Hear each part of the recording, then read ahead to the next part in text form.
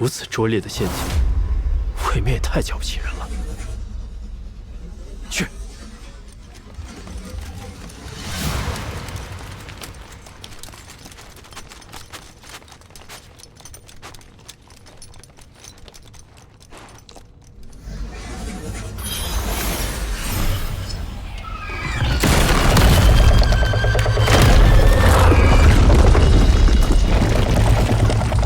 这是。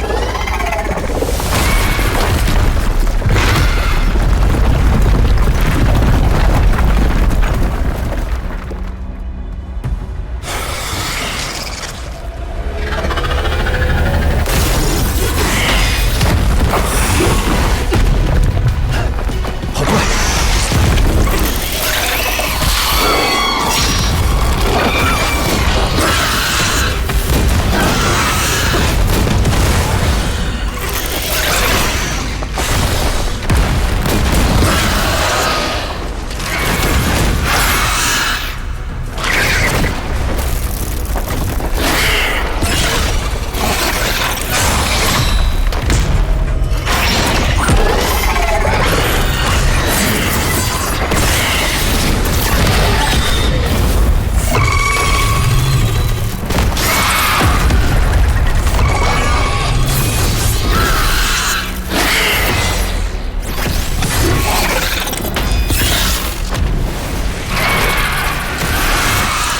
还知道跟我对？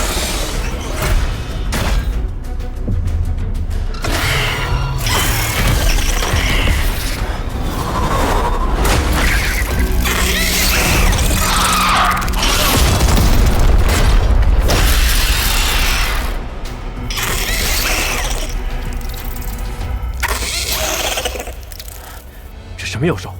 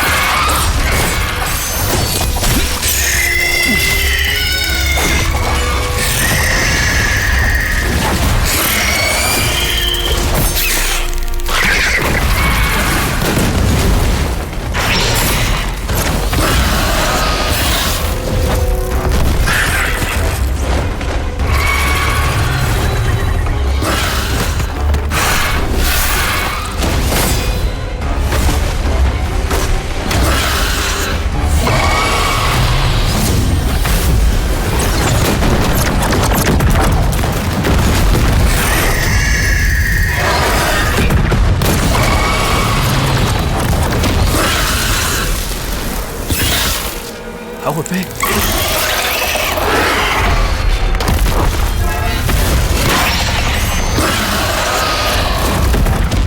就算不是我，也是4级巅峰，这可是足以匹敌结丹级的妖兽。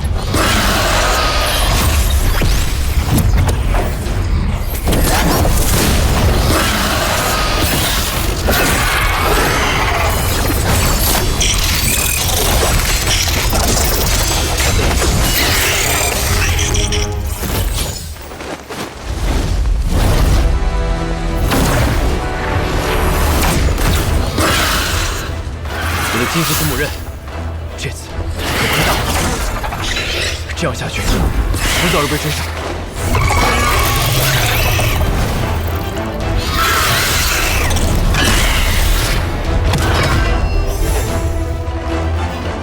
希望这东西有用。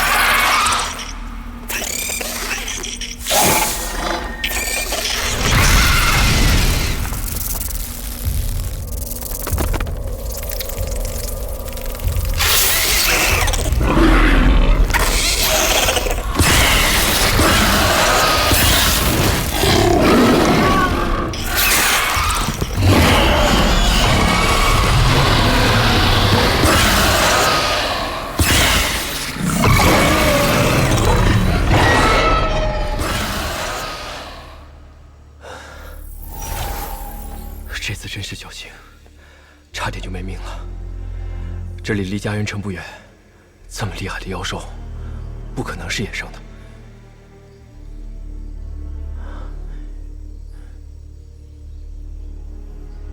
十有八九是御林宗内人的妖兽，筑基级修士可没办法幻有它。难道那人竟然是结丹级修士？可恶！貌似找回来的袋子，里面竟是空的。好，你故意给我设下圈套，那就别怪我不客气了。潘长老一战成名，李某自愧不如啊！啊，金谷园战事这么焦灼，你还能出面主持大局，佩服！这现如今呐，七派已经到了生死存亡之际了，谁能置身事外啊？眼看着门派中的小辈们前赴后继，我这个老东西啊，总不能坐视不管吧？就算不为我自己争口气，也得为我那么多徒子徒孙们争口气吧。哎呀，三位，看看谁来了，还不如接驾一下呀！不要脸！你一个迟到的人还要什么接驾呀？啊，我迟到了，啊，不好意思，不好意思。哎，潘老头，你啥时候到的呀？我也是刚到。你看这不差不多吗？哎呀，别闹了，别闹了，我饿了，渴了，赶紧把黄龙谷好吃的糕点都拿出来吧。看见没有，沙子有的是，要吗？哎，行了行了，说正事。赶紧把你那个升级版的四级妖兽的麻将拿出来啊！啊，天天打仗多无聊啊，解解压嘛。啊，这还差。收回去。哎，陆云子，你别每次一来又要吃要玩的，找你来说正事儿。就是，师姐请说。据我方前线斥候观察，魔道贼子很有可能在下个月初策动攻势，所以我和师弟打算安排人手，在他们后方布控。攻其不备吗？哇，师姐，这主意棒棒的！啊，要不我们为此事啊赌上一局怎么样？这你也要赌啊？啊，那你赌成还是败呢？我当然赌成啊。那我们呢？败呀！滚！哎呀！哎呀呀呀呀呀呀！哎呀，我滚犊子了！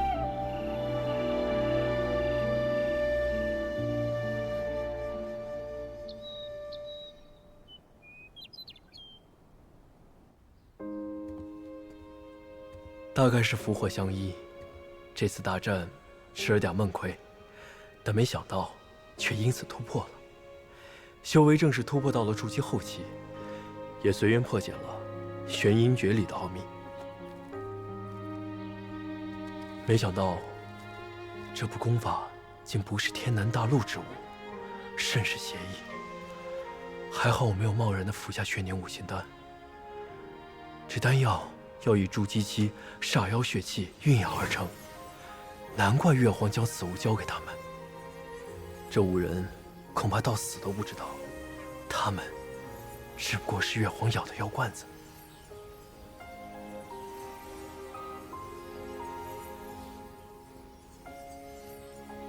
可惜，虽有3成结丹几率，但所结煞丹为假丹境，不仅不可再次突破，甚至还会被血气侵蚀，沦为野兽。如果失去了做人的资格，长生又有什么用呢？不过，这经书中所记载的生万化生之法，倒是可以研究一二。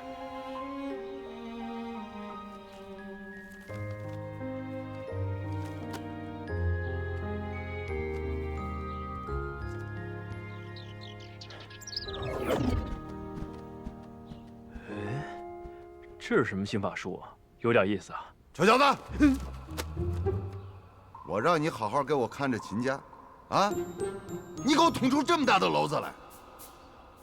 我跟你说啊，现在这个前线一片混乱，你就别来这儿瞎掺和了。给我回黄风谷，闭门思过。都回去，好好给我解释。走了。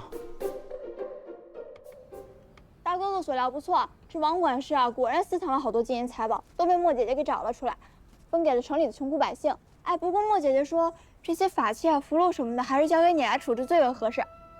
看来，都是从那些散修身上搜刮来的。其中，不知还有多少像小山兄那样的人。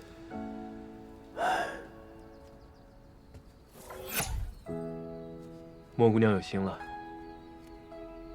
他人呢？怎么没和你一起啊？哎，别提了，前阵子我们救出来的散修之中，有位姐姐受伤太重，难产去世了，留下了一个不足月的小女娃娃。说来可太奇怪了，那女娃娃一见着我就哭，怎么哄都不行，只有待在莫姐姐怀里才能听话。这就是他，这么多年，从来没有变过。莫姐姐忙着照看英宁，没空来见你了。哦，英宁就是那小女娃，她娘姓李，以后可能就要跟着莫姐姐了。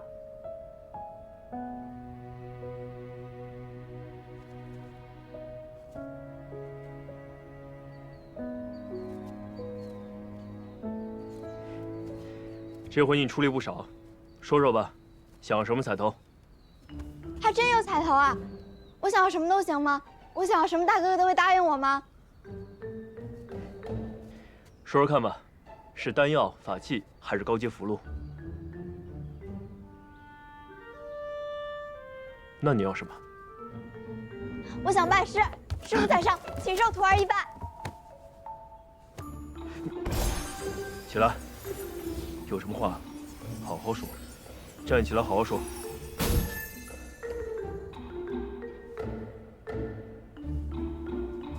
大哥哥是不是嫌我资质不好？我知道我这个人莽撞冲动，还自以为是，比不上你们那些气派的正统弟子。但是我是真心实意的想跟着你学本事。我保证，我以后再也不会对你不敬，每天给你捶点，你也腿端茶倒水。你让我往东，我绝对不会往西。我就只有这么一丁点小小的心愿，就收了我吧。这小丫头还真是难缠。哎，行了啊，要是再闹下去，我保证你什么彩头都没了。我呢，虽没有收徒打算，但有样东西可以帮到你。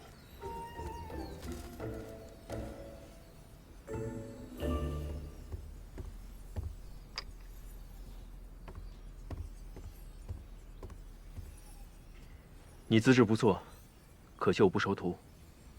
拿着这块玉牌去黄风谷找位姓马的前辈吧。知道了吗？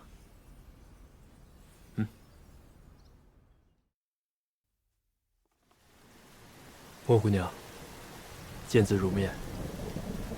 很抱歉，以这样的方式道别。此瓶丹药，名为定颜丹，服之可保青春永驻，一定要自己制。还有这些强身健体的丹方，可以做出来售卖，希望对你的生意有益。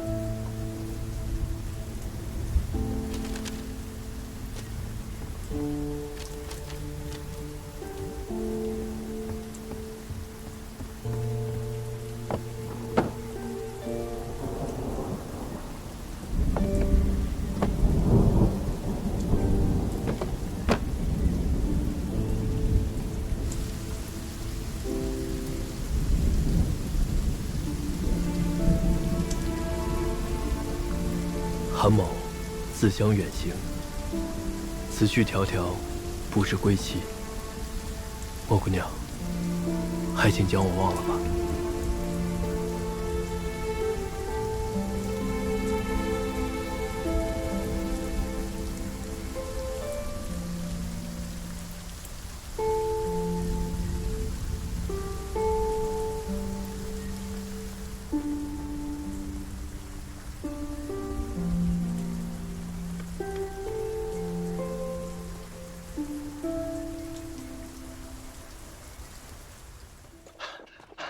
少爷，韩少爷，韩少爷，留步。总算赶上。秦孤儿，你怎么来了？韩少爷，您有所不知，府里那些阿杂破财呀，都说您是在京城里待不下去了。但小人知道不是这样的，小人都见到了，老爷对您是钟爱有加，您还一下子就治好了飞少爷的病。如此胸襟，胜过他人100倍。小人还知道您不是常人，小人知道您走了，特意嘱咐我家婆娘，为您做了几道家乡特色的小菜，还有呀，醉仙楼的好酒呢。您吃了以后再走啊！来，嘿。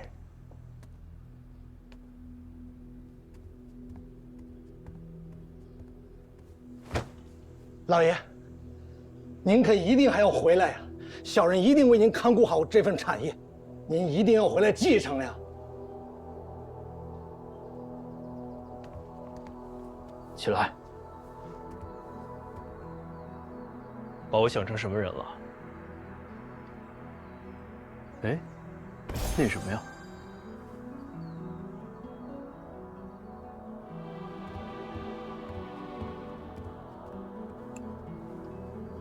哎，老爷，啊不，先生，韩先生，秦桧有眼不识泰山呀，韩先生，秦桧一定要给你立香火呀，先生，秦桧给你立香火呀，先生，秦桧给你立香火，先生，秦桧给你立香火。无论是诡计图谋，还是壮志未酬，终究都做了土。唯有山川风月依旧。这趟出门，还真的挺久了。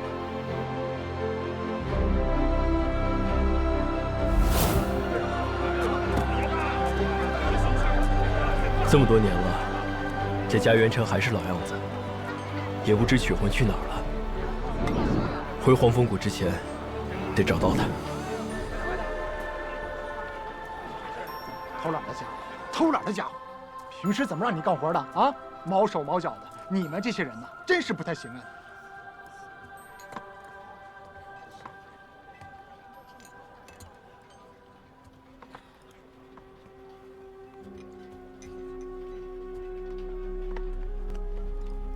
客官，您来我们四平酒楼吃饭，那可真是来对地方了。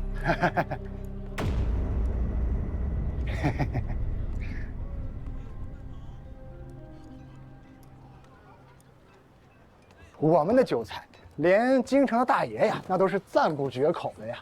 我给您介绍一下，我们这儿有蒸羊羔、蒸熊掌、蒸鹿眼、烧花鸭、烧雏鸡、烧子鹅、卤煮卤鸭、酱鸡腊肉、松花小肚、晾肉香肠。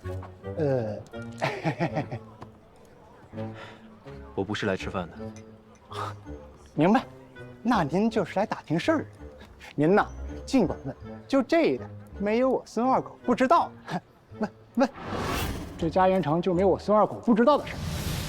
还跟以前一样。听说莫府被五色门占了。这家园城啊，早就没有墨家了。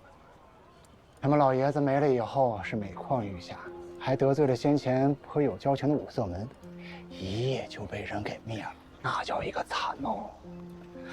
后来这五色门举家迁移，说是投了京城的贵人。莫府还有人吗？没了，莫夫人和府上的人全被这帮狗贼给害了，这后事都是我们这帮街坊偷偷给办的。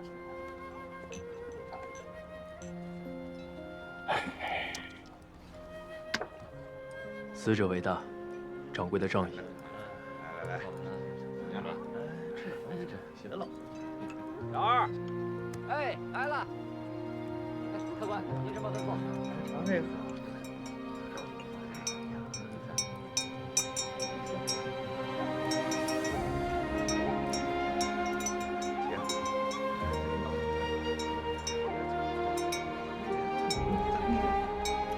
哎，客官慢用。掌柜的，此物看起来颇有古意，可有什么说法？您不提我都快忘了，这是我去莫府收殓的时候捡回来的，还找朝奉掌柜呀，说是没什么特别的，就当凤鸣挂在这儿了。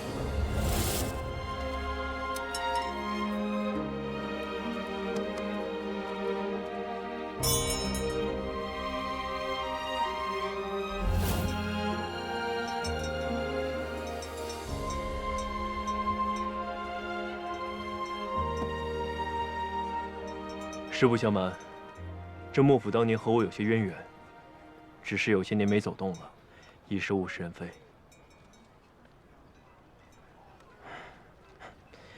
不知掌柜的可否将此物割爱于我，也算有个念想。客官，这可使不得呀！当年二狗和兄弟们没少受莫夫人和小姐的照顾。再说了，这也不是什么值钱的物件，您与莫府有旧，理应相赠与你，哪还能收您钱呢？是不是？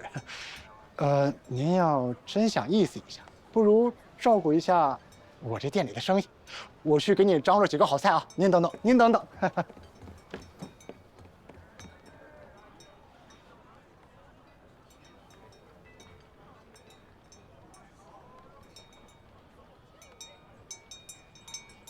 客官，给您准备了2个拿手小菜。客官，这是？此符有清净驱邪之效，切勿揭举。好人自有福报，切记，切记。切记，切记。难怪觉得眼熟。我想打点事儿。这几10年容颜未变，还真是遇到仙人了呀！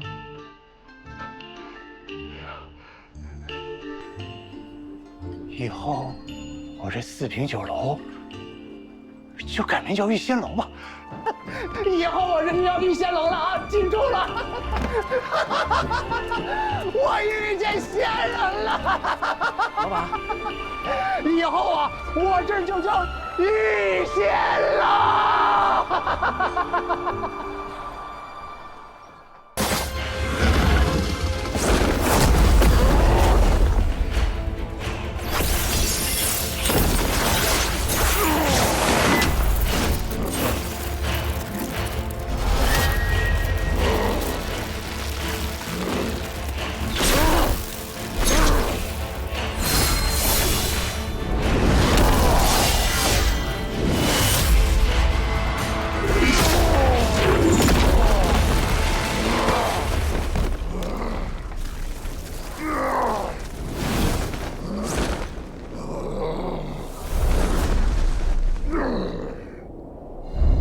恢复一次，我斩你一次。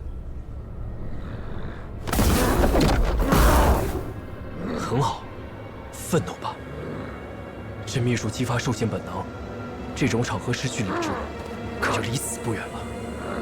还有2个血石呢。小心！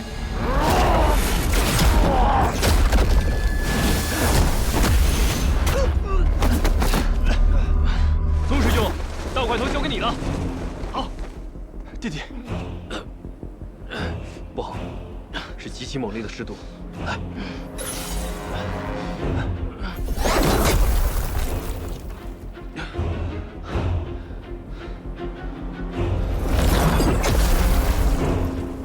没想到能在这儿再次见到你，韩道友，别来无恙。看来你是用升仙令进了黄风谷，还到了筑基中期。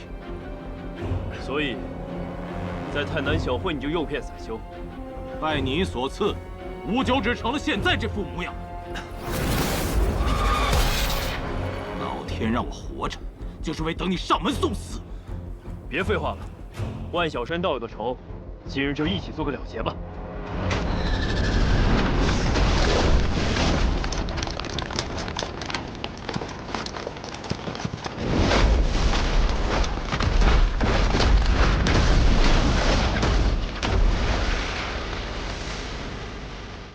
去报刘师兄。你小心。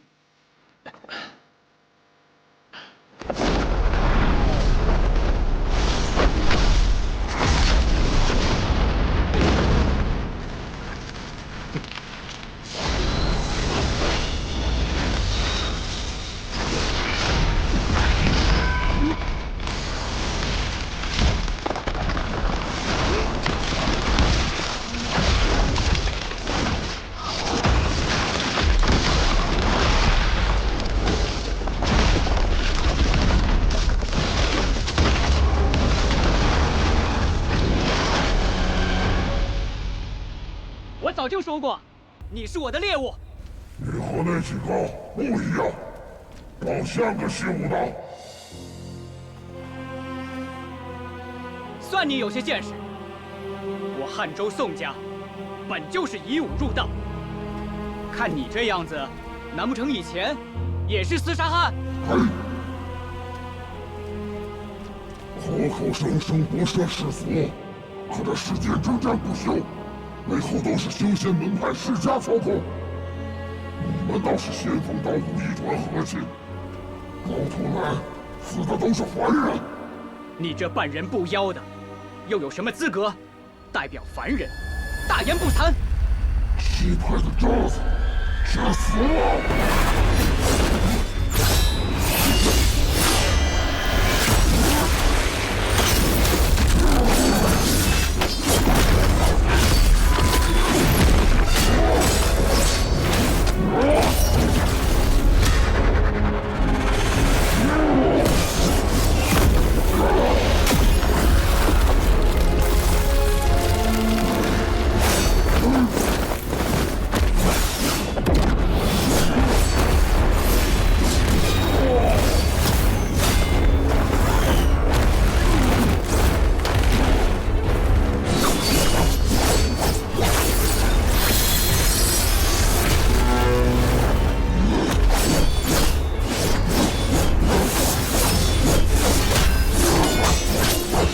强术无非拦、挡、杀、割、击、引、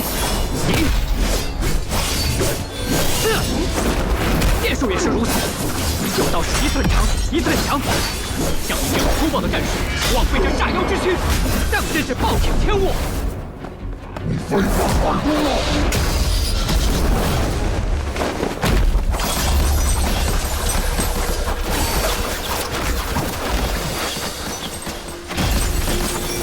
得手了！师弟小心！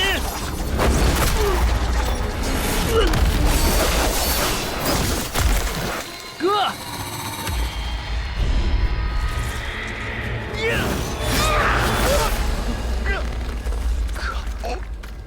对不起。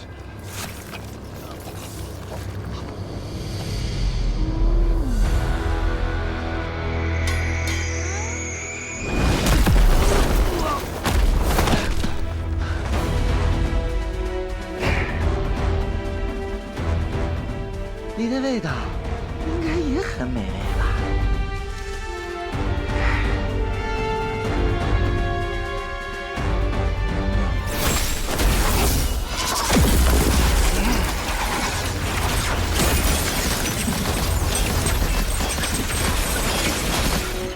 哥。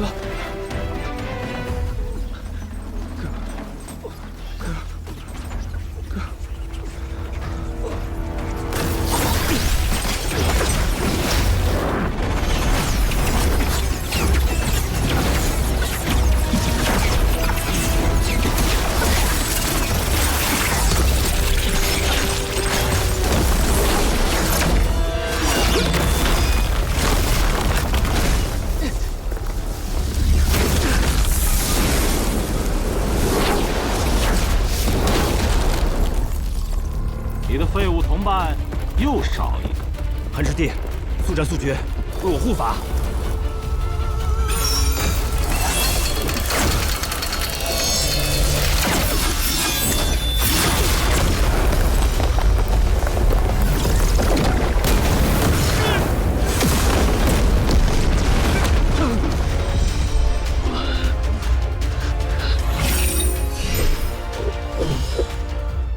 这是评估的。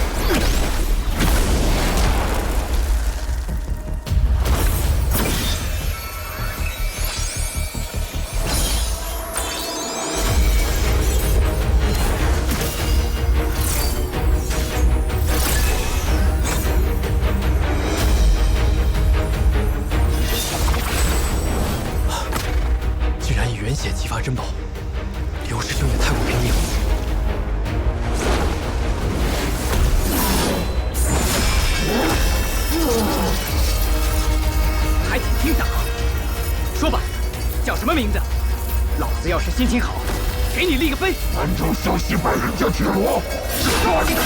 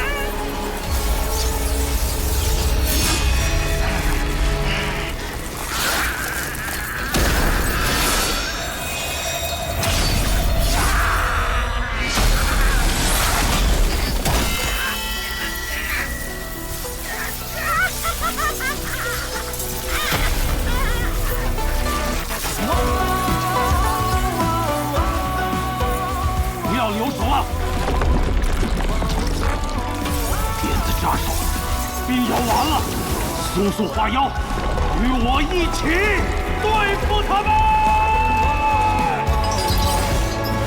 冲锋甘愿全力气息，茫然全部，人言为气，江湖了长景，不露锋芒，运筹谋划，没完没了。几分牵挂，伴我走天下，绝境的时刻，红尘至今的眷恋。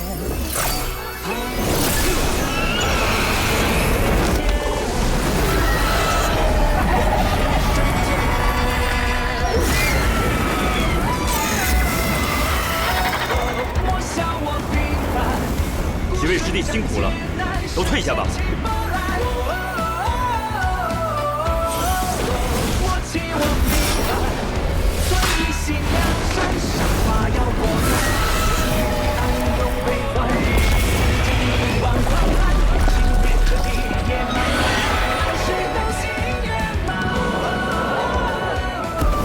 邪魔外道，就是。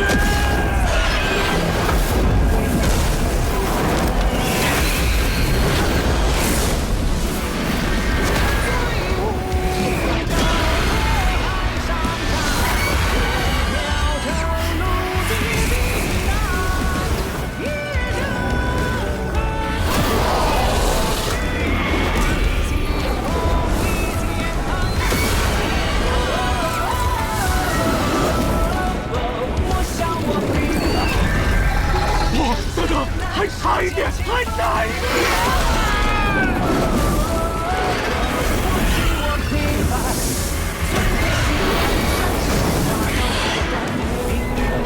用悲欢，生死间迷惘慌乱，心念可敌也慢慢回来，是等心圆满。中年就不凡，上三界浩瀚，轮回。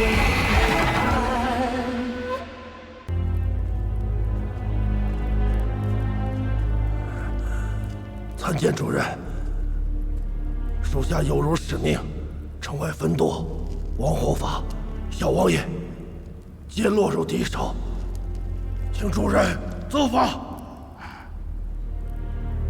无需自责，能把你伤成这样，想必也并非是泛泛之辈。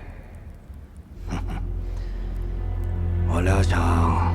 也是平日子里那两人太过招摇，惹了什么不该惹的人吧？主人明察，此人实力非同小可，我都使了妖化秘法，都没讨到便宜。主人，依属下之见，此人实力约莫在筑基中期上下。顺着那些散修跟王护法的线索去查，总能查到那个人的根脚。届时，便将他擒下，给主人血祭练功。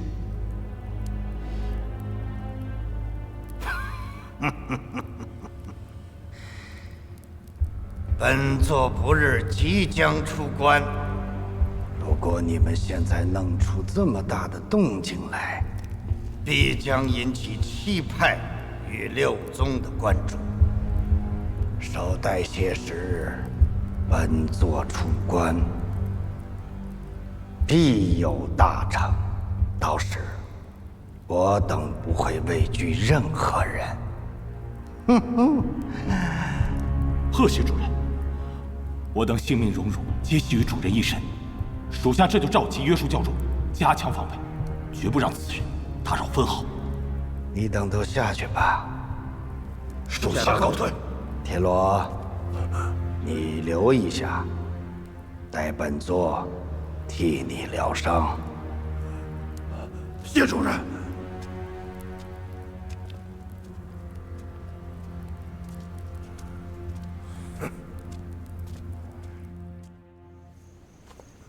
麻烦你们，啊，小仙师，把他们埋了吧。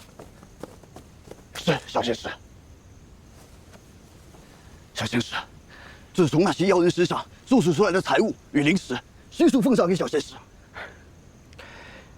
你们这次出力很多，但之后实在艰险，不是你们能应付的。这些就当是我的鉴别礼了。鉴别？不是小仙师，我们做错啥事了？你要丢下我们呀？不瞒你说，这些日子跟着你一道行侠仗义，铲除邪教毒瘤，这是我自修仙以来干的最快乐的事了。是，小仙师，别丢下咱。是啊，小仙师，俺蒙山务又是最讲义气了，你这是不要俺了，你带上俺中不中？俺跟着你。如今，黑煞教虽失了羽翼，但元气仍在。你们现在已经暴露了，再在京城久居，就不怕丢了性命。不怕呀！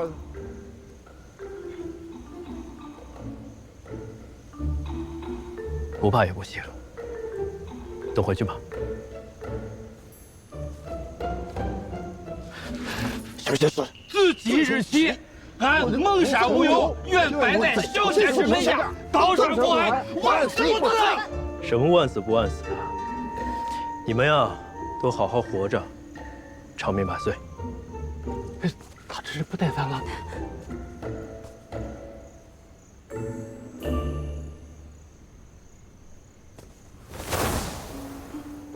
他走了。哎呀，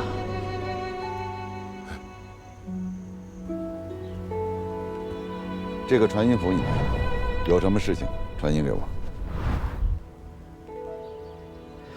弟子在京中偶然发现一修行诡异功法的组织，其名曰黑煞教，爪牙遍布京中上下。兴王府内亦设有据点，弟子唯恐王宫之中也惨遭渗透。前线交战正酣，若其趁乱起事，滋扰后方，越国上下将不得安宁。此教一日不出，弟子心不得安，还望师父早派强援，根除祸患。师姐，你说说，我那几个弟子没一个省心的，尤其是那个韩立，你看平时挺稳重的，关键时候最不安生。我让他去京城，结果呢，他给我挖出一个邪教来。什么邪教？估计就是趁咱们兵荒马乱壮大起来的。现在前线乱成一团，让这些孩子走得远些，说不定反而是好事。对，师姐你说的对。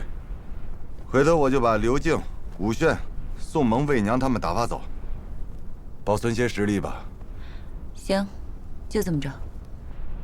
这个韩立呀，真不消停。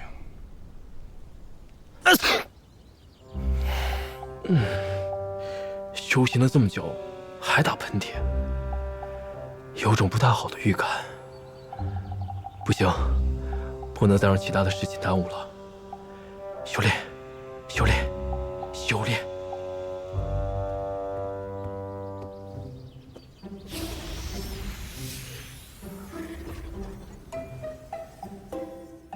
如今主修的清源剑诀已突破至第6层，等解决秦府的麻烦，再配合上小绿瓶配制的灵药，就尝试突破筑基后期吧。三公，怎么又有三公的迹象了？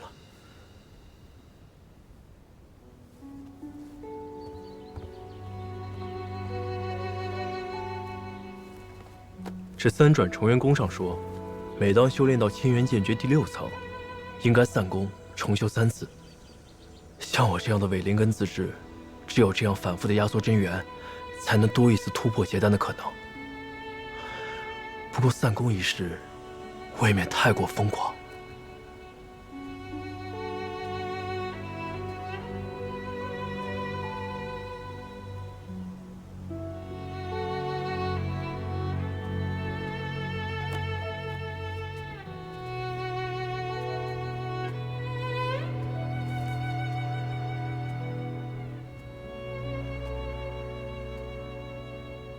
这秘籍看起来也不像是全本啊。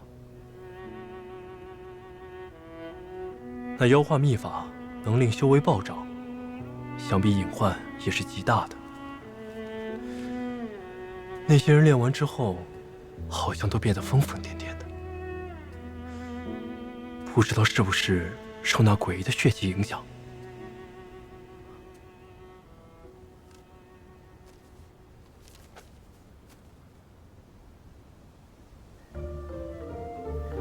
血凝五行丹可以突破结丹瓶颈，怪不得黑煞教教主估计练的就是此法。不过要像那铁罗一样变成半人半兽的模样，还是算了。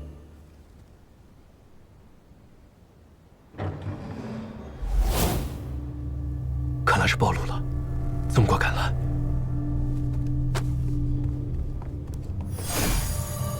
韩公子，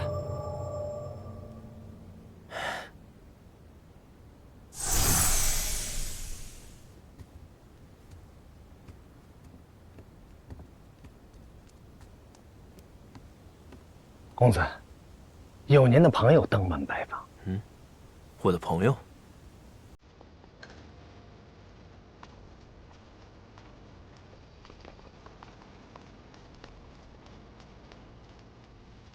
公子，认识他们吗？不认识的话，小人把他们打出去。行。嗨3公4公6公7姐姐，行。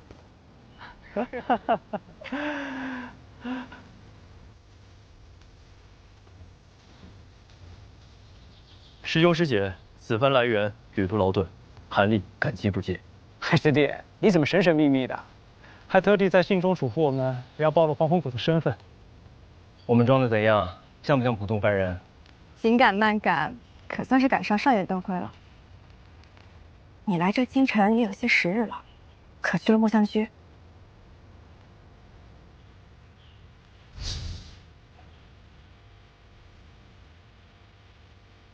听说京城的牡丹花是一绝，你可见过？哎，京城可有武林高手切磋？有没有什么好吃的？赶紧跟我们讲讲。哎，韩师弟是奉师傅之命来除魔卫道的，这等凡人之间的戏言，以后还是少说为妙。哦，对了，韩师弟，传书中所说的邪教是怎么回事？三师兄明鉴，此教名为黑煞教，常年盘踞在京城，拉拢全国散修入教，实则是用血祭之法残害同道性命，稀释公理。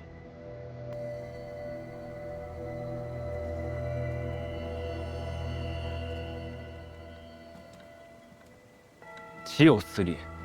这等血祭害人的邪徒，人人得而诛之。门内熊囊是干嘛吃的？这等大事，居然毫不知情。韩师弟，你所说的可有真凭实据？我等修仙之人不得干涉世俗王朝，本就是门内铁律。说是仅凭臆断就肆意妄为，长老们听了，恐怕不会太高兴。依我看，就是东边日出西边雨。七派忙着与魔道交战，根本无暇顾及其他。再加上被害之人大多是散修，无门无派，七派关注不到，自然无力干涉。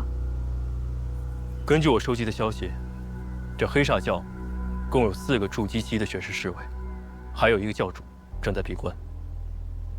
如今我们几个联手，尚可一敌。但若放任那教主破关，恐怕这邪教就真成气候了。 7月初7，跨刀物，100人枕边小队于燕梁山遭遇伏击，死伤过半。打了几年，就没有一丁点好消息吗？婉儿，师姐，你不是去天都国求援了吗？怎么回来了？前线发生什么大事了吗？是好事，前线发来捷报，灵寿山和天血堡打了大胜仗，汉长老带队，一举围困了玉灵宗1至上百人的筑基部队，并杀了2个魔道结丹修士。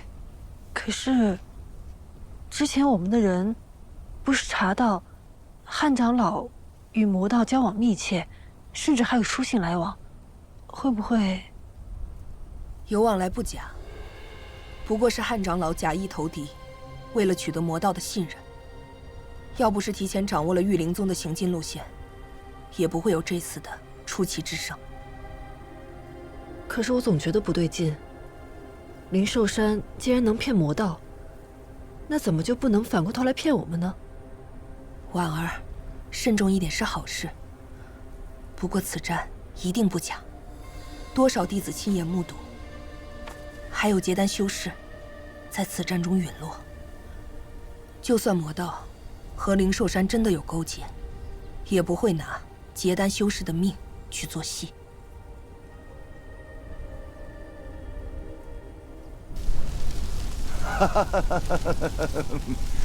哎呀，这真是久旱逢甘霖啊！啊，跟这帮魔道贼子斗了这么久，终于有点好消息了。哼，挺好。等这战事平息了，我一定要向汉长老请教一番。这些日子我心情低落，指挥战士，全都仰仗你。都怪我，拖累了金谷园的战士。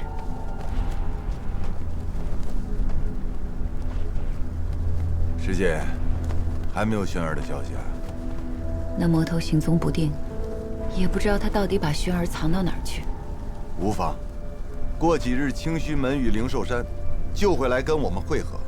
等大部队集结，我多派些人手，扩大搜索范围，肯定能找得到。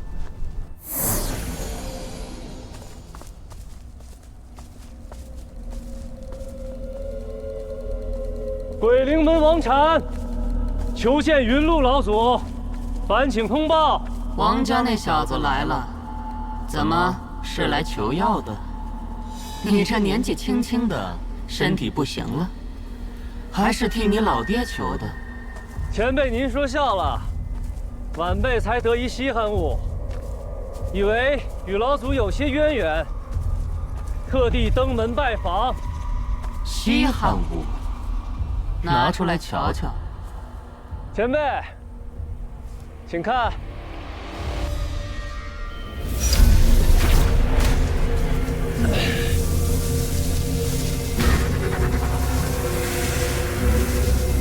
鬼灵门王禅拜见云路老祖。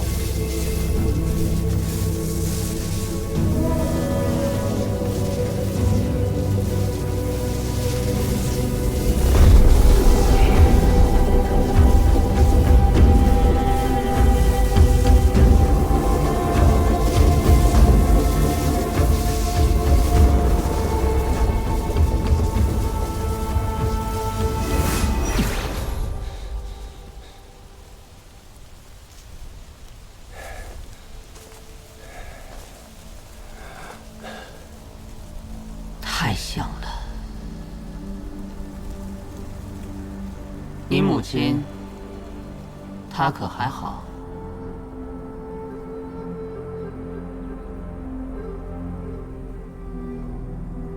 我母亲。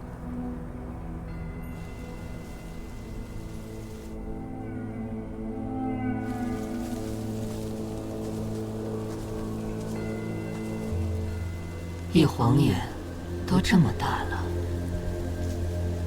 你叫什么名字？我叫董轩儿。还是这样别扭。师父是正道人士，怎么会与你们魔道为伍？正道，魔道，是谁教给你这么陈腐的说法？所谓7大派，本就是六宗的分支。几百年前，趁着正道盟和草原人进犯，才分裂出去，谋求自立。说的冠冕堂皇，不过就是一群沽名钓誉之辈。前辈说的这些，晚辈未曾听过。云路老祖何等人物，又何须欺骗于你？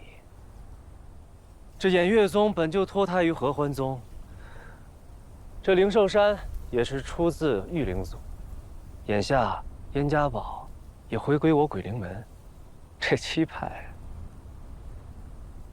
就快要散架了。真的吗？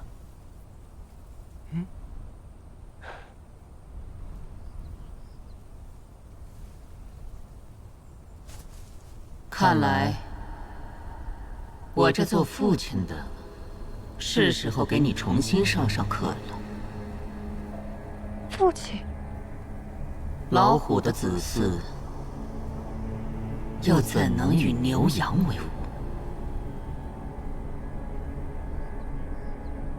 轩儿，从今日往后，你就是我的亲传弟子。从今天起，你不准再修什么黄风谷的功法了。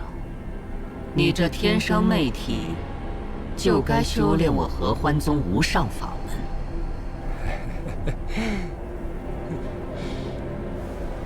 我早跟你说了吧，你应该谢谢我，还不快赶紧认亲，来世。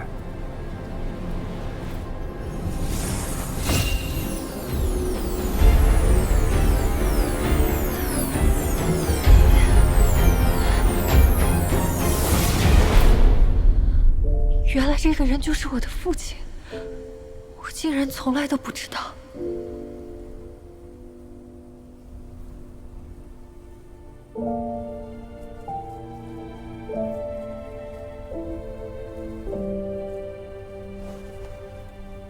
贺喜老祖，今日终于与轩儿师妹团聚了。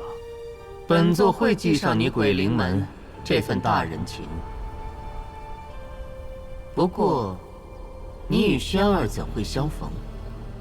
你将她带来此地，她母亲难道没有阻拦吗？母亲？难道是洪福师傅？她是我的母亲吗？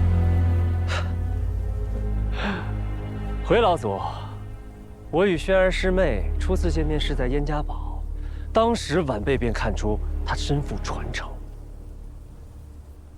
话说这黄风谷也真是上梁不正下梁歪，竟安排男女弟子共同试炼，分明就是有意撮合啊！看到轩儿师妹当时芳心大乱的样子，你可真要小心啊，莫要让那卑劣之人哄了去，乱了道心。你别胡说！哦，还有这等事？那人名叫什么？区区贱名，不值一提。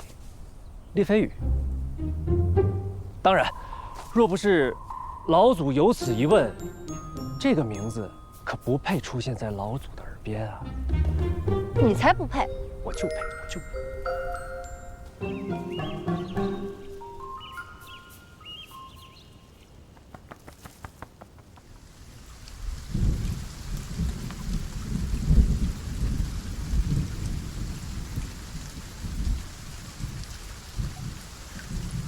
这古书非寻常之物，可惜只能看得懂卷首的敛气诀，其余文字着实难辨，只能以后再找人解读了。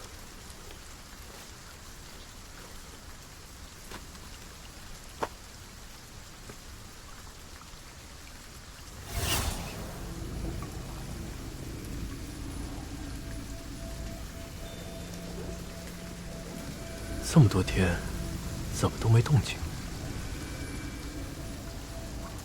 怎么感知不到吴三星的气息？莫非他被害了？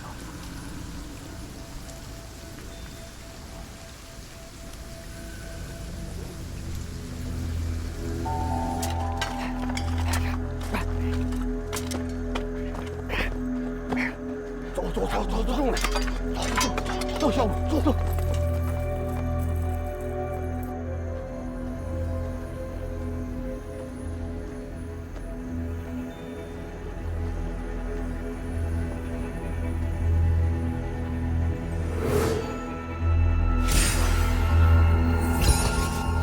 可惜了吴老道，还是被他们害了。不过埋人的那几个怎么这么眼熟呢？大哥，那谁人都走了吧？走了。原来是他们。这种厮真是丧尽天。各位，想去哪儿啊？要不要本座送你们一程？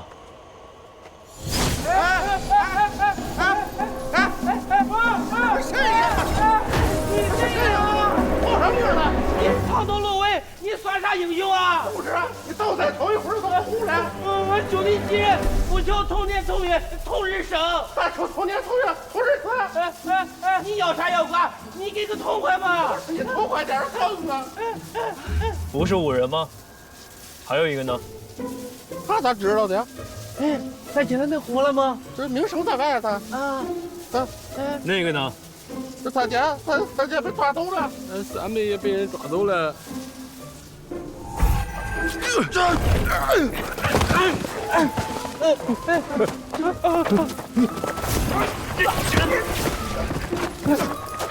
哥，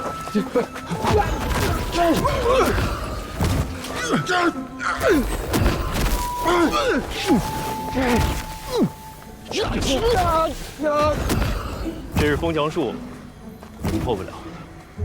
哎，大哥，在哪里？把你们知道的都如实说出来。不招，那就在里面待着吧。前辈，我们都是可怜人，可怜人。要不是中了血咒，被下了禁制，我们谁下的禁制？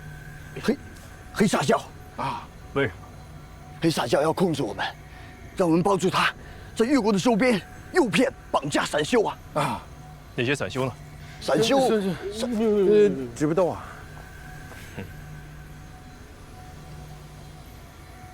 这么说来，你们每个人身上都沾了不少人命。不，人命，俺哪敢杀那些散修啊？干净的很啊。那你们埋的人是谁杀的？不是我们杀的，是西王府的王管事让我们埋的。那其他散修呢？我跟你说吧，那些散修他其实根本就没有死啊，只不过是黑煞教把他们给藏起来了。哎，藏哪儿了？藏，还知不道啊？啊。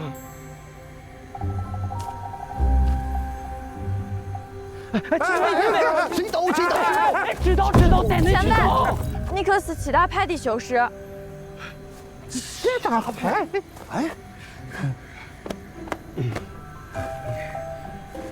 前辈，我与贵派刘长老有一面之缘。啊，那是咱二舅啊，大舅二舅都是舅。是啊，屁。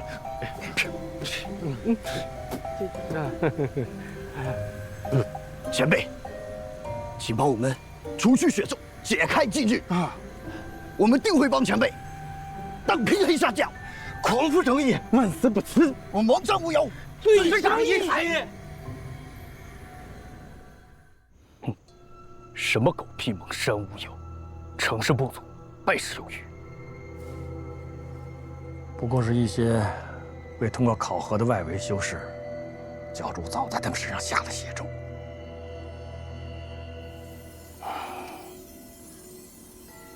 还是护法大人英明啊！这下那几个废物就多不了罪了。这个吴老道背后有人呐，倒也不一定是件坏事。教主大人当下正需要筑基期修士的精血修炼，这个人搞不好就是雪中送炭呢。如果再有和吴老道一样问东问西的，定和此人有关。我们可以把他揪出来，献给教主。